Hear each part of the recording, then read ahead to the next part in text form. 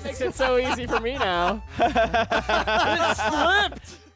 Hey guys, I'm Tim. I'm Mike. I'm Andrew. This is the Board Game Rundown. Today we're going to do a preview of Hike It, the backpacking board game, where you are backpacking, but more importantly, there's bears. There's bears. Yeah. This is a really fun sort of take on the nature game where you are hiking through the Appalachian Trail, right? The Smoky Mountains. The Smoky Mountains. First game where I've actually felt like I'm hiking. There's so many nature games out there right now. This is one of the first ones where I'm like actually traveling long distances. But is this the first game that made you feel like you were a bear? Maybe. Thinks of games with bears. No, this is Yes. I This got is an the first appetite game for I humans. felt like a bear. Halfway through it. This Yes. is it. So we're joking, of course, but in all seriousness, in this game, you're setting up waypoints that are your goals in the 3 different regions, and then you are hiking to get to those goals. And then once you get out and back to your trailhead, while the other players are still playing the game, to keep it fun, you get to control the bears around the board and siphon health from them. If you make it to where they are, you can like bite them. Right. Which is awesome. It's hilarious, and it made for a lot of fun in our playthrough. We are looking at a prototype version right now, very early prototype, but I mean mechanically, Still very good looking. Mechanically, the game is all there. Mm-hmm. I feel like. But Mike, you have the most experience with this game. Why don't you give us sort of a brief overview on like actually how it's played and not just us goofing? Yeah, absolutely. So the first thing you do is you determine where those waypoint markers are going to start. Mm-hmm. Everybody has 3 of them. You have to put 1 in each region. You're also going to determine the trailhead that you start at. Mm-hmm. There's 4 of them, 1 in each corner of the map. It's kind of like a draft, right? You choose where you want to put your... Yeah, so in player order, you determine where you place those. Mm-hmm. And after placing any of those waypoint tokens, you can additionally place your hiker and your Jeep at your starting trailhead. Yep. Once you've done that, then the game is ready to start. You want to, of course, try to set yourself a short little path because you got to go all the way across the other side of the board to get to that waypoint and work your way back. So there's an action point movement efficiency that happens here. And you can't really see the dividing lines maybe on this top down here, but this is one region, this is one region, and this is one region. Western, and there are, Central, and Eastern. There is a lot of hiking. And it's worth noting that this is a realistic map of the Smoky Mountains. Very and cool. I've been there, so that's one of the things I was most excited about with this game. Well, I have hiked these trails, and one of the co-designers of this game is a cartographer. Right, and there's a mile. He made it so that there's a mile between each of these spaces. Yeah, and even has your frame of reference, your distance chart at the top. Very so cool. All the locations are realistic. There's waterfalls and mountains that are actually in the Smoky Mountains on this map. So beautiful board. But yeah, you want to try to get to your waypoints and get your way back. You essentially are going to roll weather dice at the start of your turn. You have a forecast deck that determines what the weather is like, what the weather is being forecasted to be today, tomorrow, and the day after. At the start of your turn, you roll 4 weather dice. If any of those 1 weather dice matches today's forecast, you have to deal with the weather. So this one, for example, we've got thunder and lightning coming up, so seek shelter. Well, everybody starts with gear in their backpack, which we put all back into the bag. Yeah, because we're But cool. everybody starts, they suggest that you start with 1 of each and 2 water, which is a good suggestion because I could discard my shelter gear back into the bag, and now I have, I've successfully accomplished getting through the challenging weather that we've got coming up, and I'll get one of these nifty skill cards up there. After I do that, then I determine my action points. Action points are determined by you start with 5 health, you add up as many empty slots as you have in your backpack. So if you're packing light, you may not be able to deal with some of the weather challenges you're facing, but you can move quicker because your pack is lighter. Right. So you add up those action points. And so like for me, if I got an empty board, oh boy, not going to be able to deal with the weather, but I got 5 plus 8. I got 13 action points that I can use. And I can use action points to move. I can use action points to get more gear. I can use action points to actually re-roll the weather die if I'm sitting at one of my campsites. You can build campsites along the track, along the trails that allow you to deal with weather, swap out gear. There's different spots on the board that allow you to collect water, and water gets refilled every time it rains, which is pretty cool and very thematic as well. So you're just kind of using these action points efficiently as you can to move along the trail, collect these scenic tokens for points. You're using your skill cards to turn these in for these neat skill tokens, which will give you points at the end of the game, or you can even ignore weather effects. But after you use your action points, you also finish your turn by drawing a random trail card. And anything can happen there. Maybe it's going to move the bears. You've cut your hand. Womp womp. Well, you got to have first aid to deal with that, or maybe some clothing to cover it. Yeah, so this one says you look into your pack. Yep, this asks for a bandage or a shirt. Hey, I've got both. I'm good. Uh-oh, I don't have any. Well, guess what? If me and Tim are in the same region, we can trade our stuff. So We could. Or Tim wants me to lose a health because I was not able to successfully mitigate the challenges I faced along the trail. So he might say, screw you, Mike. In which case, I'd lose health, and then it would be Tim's turn to do the exact same thing. And losing health would lower the amount of action points you have for the next And round. potentially points at the end of the game as well, Yeah, right? your health is 2 points for every health point. Every waypoint you get to gives you more action points. You have these little side hikes, which are basically like end of game quests that you're going for. Each player gets a 4-point one. Each player and everybody gets an 8-point one. You can complete one of each. You start with 2. You have to eliminate one of them, one of each, and complete one of each.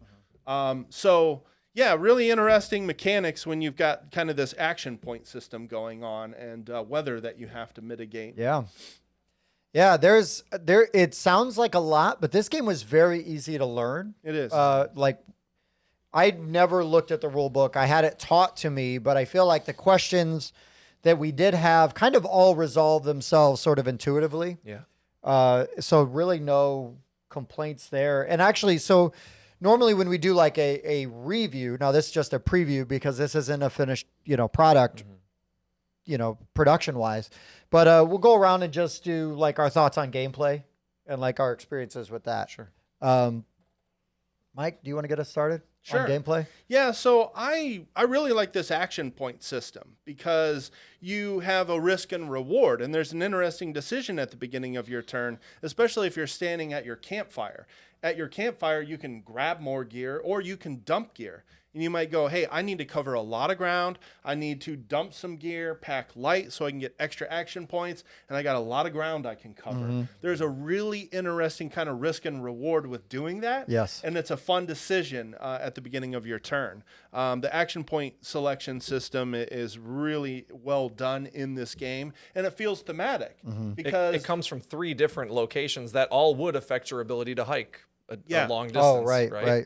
Yeah, absolutely. So yeah, kind of sorting out your sort of storage and what kind of gear you want to carry is a really interesting decision. I also like how at the beginning of the game, you're kind of setting out your path with where you're going to put your waypoints, and you're like, okay, am I going to get too close to a bear? So there's interesting decisions in this game, which I find important in any game. And also, I love this board. Like I said again, I've hiked some of these trails. I've seen some of these waterfalls. And the fact that this is an accurate portrayal of the Smoky Mountains is just a phenomenal theme and a phenomenal decision to base a game around. So cheers to that. Yeah, right on. Andrew. Yeah. What'd you think? Well, as the person who collected all 3 of their waypoints and made it back first. Rubbing it in. Yeah. I'm just going to talk about first, like, ease of picking it up and just starting. I really liked how I could look at this. I picked where I wanted to start my character, and I laid out a relatively easy hiking trail to get my 3 and come on back.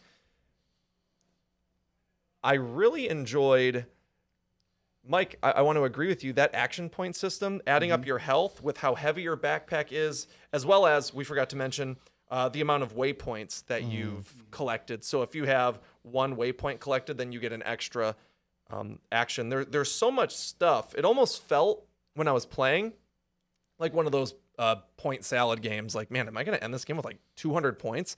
And then I'm looking at everything that I've done, and it came back to like, oh, this is a respectable amount of points that I've earned throughout the game. There's some set collection, but it didn't feel difficult to collect those sets. It was kind of disheartening when I couldn't do these challenges, because these weather scenarios that arrive when you roll the die, if you have to meet this challenge and you do successfully like give up a shelter, then you get one of these skill cards. You get one of these skill cards, and if you collect a set of skill cards, then you get a reward. So if I didn't roll any of these lightning bolts for this example here, then I wouldn't get to partake in my set collection. Now, there are ways to mitigate that, but it takes actions. So there is a little bit of consideration there. Every time I wasn't able to collect from my skill cards, I stayed focused on moving, getting my things, and getting back, because I really did want to play as the bear. That was something that interested me, because every time I got to move my bear, or I'm calling it my bear because I had it for most of the game. You did. Mike had, I think you had one or two times with the bear. So I had a bear. You had a bear for a couple turns, but chomping other people makes them lose a health, and health is points at the end of the game. 2. So I primarily focused on just getting there and getting back. I noticed you guys, maybe near the second half of the game, you guys were focusing on collecting these, and that's just another way to play. I've only played this game once for this preview, but I appreciate that there is the aspect of like, okay, do you want to end this game quick? Right. Kind of like Clank. Do you want to get that early reward and then just get out? And hope that that's enough. Well, that's what I was thinking. I was like, man, did I end my turn? Did I go too soon? Did I end my game too early? Fortunately, it wasn't. I just squeaked away with a victory just by biting Mike in the end there. 2-point victory. It was a 2-point victory. Yeah. Bear gnawing on my that was leg. one bite from the bear. So he barely won. Wah, wah. All right, I'll see. I'll see myself out. Yes. But it made me think like, oh, there are you can long game this. If you can avoid the bear, which you really totally can. Yeah. Because you get so many action points, and the bear's kind of capped out at 8. I had a great time. This is, I've never played a game like this. It's very unique. It is unique. Felt like a hiking game. And this is coming from me having played, I guess Mariposas feels kind of like a hiking game almost, because you're migrating going up and then you're coming back. Yeah. This is coming from Parks, which is very beautiful hiking game, but it doesn't feel like I'm hiking. This has me going up, doing what I need to do, and coming back. And it felt like I was going through different regions. I had to consider my options. I had a great time. It's really fun to play. And I don't know what, other than the set collecting, I don't know whether to call, it's not route building. It's not pick up and deliver. It doesn't feel like pick up and deliver. To me, it feels like press your luck. Like a lot of this, of this is press your luck, because so from my experience, like just to tap on the things that you guys said first, thematically, you're planning your route before you even leave, right? Like I am planning to go on this hiking trip, and I am going to see Troll Bridge, right? Like I'm going here. I'm going to see Troll Bridge. I'm going to see Rainbow Falls. Like these are my waypoints. You know what I mean? I'm going to see Hen Wallow Falls, whatever. I'm just picking out things that I've seen, on the board here. But anyways, so it makes sense like thematically. So you can't just like slap any theme on here, like, right? Like the theme really comes through. It does. And I've never played a game quite like this. Like this is, I am not a huge like nature buff and a hiker and camper like Mike is, but I love this theme. Like, because I honestly kind of dismiss a lot of those themes because I don't care as much about it. It's like, okay, it's fine. It's a nature game, whatever. But it makes so much sense in this game thematically that it makes you want to care about it. Well, it does. And it's super fun. The not only the prospect of, okay, so I didn't get to be a bear, but I was dodging bears at the end. Yeah. And that was also cool. And honestly, like, so bears also, before somebody is controlling them, basically make areas impassable. So I will say that I lost the game because Mike threw a bear in front of me like twice. Yes. I Yes. couldn't, and I had to take like a longer way around. I probably lost the game on my own merits, but I'm just going to blame Mike for that. So that way I can... 10 of the points you lost by were Mike's fault. Yeah. The other 15 or so, Or all, that's or all all of your me. fault. Yeah. All of me. But no, this is like, I just love and I say push your luck, not just because like, oh, how long am I going to stay out and try to gather the stuff and weather the storms and all the weather, but also the balancing of your action points, because by carry, like, well, I can carry one of everything and I am literally prepared for every single thing that can pop up. Not moving much. You're not going But very I'm not far. going Not very moving far. far. Yeah. Meanwhile, like Mike and Andrew are just Yeah. like, you know, Just got a bottle of water with me and just sprinting down the trail. Good And that's enough. automatic. Hope It's I don't great. cut my arm. Yeah. Yeah. But I just love that idea, right? And like the way that those things, those decisions you have to make. And it doesn't overly complicate the game, but it still gives you really tough decisions and important decisions to make without like weighing it down into this 3-hour like sludge of like just trying to get through this game and oh, it's so complicated, I got to figure this out. And then the way that you can turn in your sets and you get the masteries is really cool. Like I love that. We never used it, but I really appreciated the turn order, like the aspect for the turn order. Yeah. So basically you're all lined up, and if you start at a campfire, you can use an action, right? It costs an action to do to change the turn order, which basically you would move yourself up to the highest remaining spot. So if you're the first one to do it, that would by default make you first player. And then Andrew does it, you know, a turn later, it now makes him second player. You know, maybe it moves him from second to third, or maybe it just secures him at second player. And then the third player really doesn't need to do it if the other two spots are taken, because there's no point. He's not going anywhere. But if nobody's taken that spot and I'm tired of going third, well, now I can do it and I can pop up. And I like interesting ways to change turn order. So it's not always just, you know, around and around, but it does cost you an action, and actions are precious. They're very precious. Something that makes me like if I ever play this game again, since I won, I would probably just want to immediately go back here and just kind of redo what I had done. I wonder if there was something that could be added to this where maybe like a tree falls. Like you draw a card at the beginning of the game and you see 2 locations. Like, for example, we'll just say Troll Bridge and or Klingman's Dome. And you have to place like a little thing in log between them. there or something. Something that blocks. Just essentially, to make that's what the bear does. Because you never got that shoe bear. Mike drew like 4 of them. Yeah. And I was on the bad end of at least 2 of them. Just to describe what a shoe bear is, at the end of your turn, you draw one of these effects. For example, you're hungry. Sometimes there are cards that are called shoe bears. And like shoe. Yeah, bear shoes. You can move a bear in your region anywhere else. Or no, you can to another bear den. To another bear den in the region. Which completes what I just said, but it would be cool to have another way to also... Or maybe, you draw something here and it's a permanent roadblock or something. There was a little bit of tension between players. I don't know what I would want that would make more tension. Like Mike dropped a bear in front of Tim a few times. I was chasing you guys at the end of the game as a bear. Right. I wonder if there's one more thing out there that could make it feel a little bit more, not cutthroaty. No, but like the player interaction. I think where you get more player interaction. Some of that is just the trading, you know, and we played it relatively. I did like the trading. We played the trading that felt good. Relatively friendly. And, you know, Mike, kind of, to be fair to him, it wasn't his immediate instinct to throw that bear right in front of me, even though I was 1 space away, and it like totally made me have to go back. But I said, Mike, it's the right move. Like, I'm not going to be mad. Like, obviously that is the move to make. So to give you some credit, it's not like you were actively trying to be a jerk. I made still sure to put it in your path, just not as bad as you thought I would. Sure. The second time. That's right. The first time it was dead up in my More path. than one. But that's cool, though.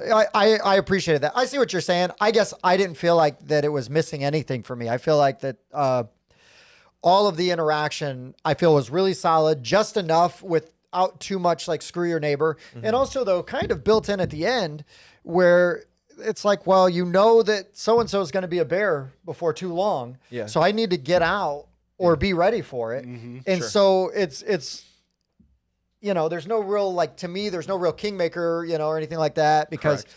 honestly, you're going after the guy who's got maybe you think has the next highest amount of points, but that's protecting your own lead, not handing somebody else the game.